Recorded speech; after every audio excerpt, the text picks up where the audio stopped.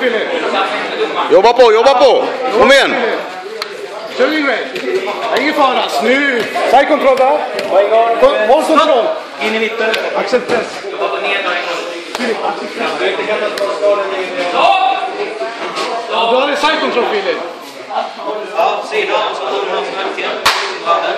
Han kör i handboll. Nej, vänta nu. Du är på andra sidan. Inte ut. Står du hans nacken? Nej, lägg ner. Står du hans nacken? Där. Axel press.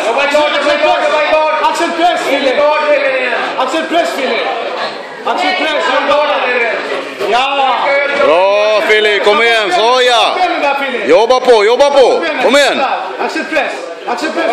Fortsätt jobba in med. Bra. Full time-kontroll. Igen. Fortsätt. Jobba. Bra Filip. Snyggt, Filip. Sådär, ja. Bra jobbat. Kom igen. Snyggt. Okej. Det sitter fint Filip. Vänsterben över hans huvud. Ta din vänsterben över hans huvud. Vänsterben över hans huvud. Där nu. Ja, kom igen Filip. Bra Filip, här nu. Kom igen nu då. Bra Filip. Dra den. Bra Reben. Fortsätt. Jobba där.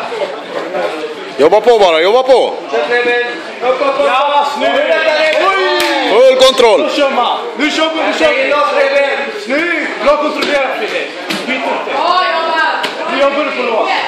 Kom igen nu då Filip. Kom igen. Bra. Nu jobbar vi. Kontroll och sen lås. Kontroll lås. Jobba med hans arm, Filip.